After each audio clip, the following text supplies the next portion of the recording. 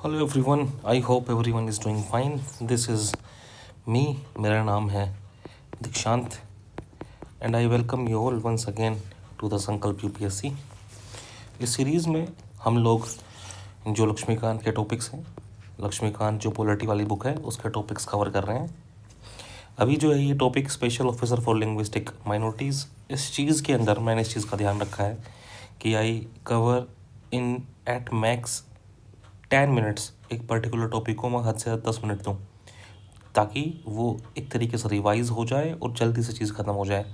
और अगर किसी ने पहले नहीं पढ़ा है तो भी कोई दिक्कत वाली बात नहीं है, he can watch this video, क्योंकि इसके अंदर जो भी इम्पोर्टेंट चीज़ें हैं उस टॉपिक को लेके वो मैं इस सीरीज़ में डिस्कस कर रहा हूँ।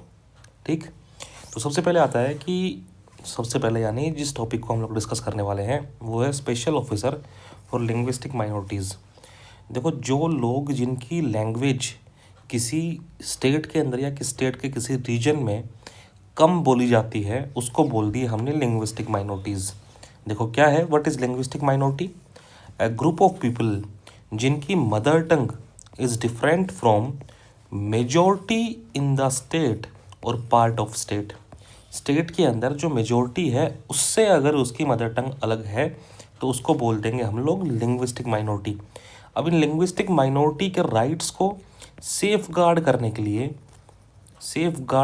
लिए जो राइट्स इनको संविधान प्रोवाइड करता है या फिर इनके लीगल राइट्स जो लो इनके राइट्स इनको लो प्रोवाइड करता है, कानून प्रोवाइड करता है, उनको बचाने के लिए हमारे पास है special officer for linguistic minorities.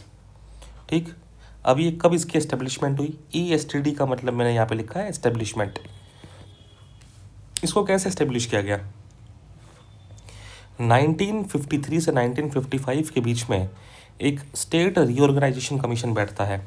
जब हम लोग आज़ाद हुए थे तो उस टाइम ये मुद्दा था कि स्टेट्स को कैसे रीऑर्गेनाइज़ किया जाए, स्टेट्स को लैंग्वेज के बेसिस पे किया जाए। इसके ऊपर अलग अलग कमिटीज़ बैठती हैं, ठीक है, जिनको हम लोग स्टेट रीऑर्गेनाइजेशन वाले चैप्टर में पढ़ेंगे। ठीक, तो उस टाइम जो स्टेट रीऑर्गेनाइजेशन कमीशन था इसने रिकमेंड किया कि भाई एक स्पेशल ऑफिसर होना चाहिए लिंग्विस्टिक माइनॉरिटीज़ के लिए, और इसकी रिकमेंडेशन के बेसिस पे 7th कॉन्स्टिट्यूशनल अमेंडमेंट एक्ट जो कि 1957 में आया था, इसने इंसर्ट किया आर्टिकल नंबर 350B। और ये किस में इंसर्ट किया? पार्ट नंबर 17 में। यहाँ तक कोई दिक्कत नहीं होनी चाहिए।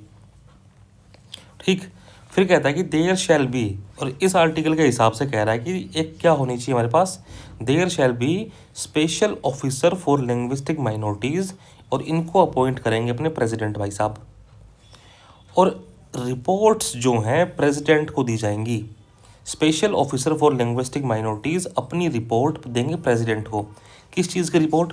क्या काम है इनका special officer for linguistic minorities का? जैसे मैंने बताया, ये देखेंगे कि जो लीगल सेफगार्ड्स हैं, लीगल सेफगार्ड्स या फिर कॉन्स्टिट्यूशन ऑफ इंडिया में जो सेफगार्ड्स दे रखे हैं लिंग्विस्टिक माइनॉरिटीज़ के लिए, सेफगार्ड यानी इनको बचाने के लिए जो प्रावधान है वो हो गए सेफगार्ड।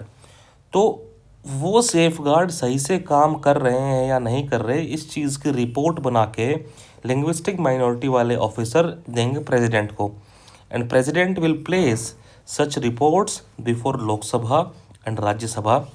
साथ ही साथ में जो गवर्नमेंट ऑफ स्टेट है उनको भी भेजी जाएगी ऐसी रिपोर्ट। ठीक है, तो this was simple and the small shortest कि कैसे एस्टेब्लिश हो रहा है, कैसे क्या काम करता है, इतना सा था। This is special officer for linguistic minorities. ठीक है।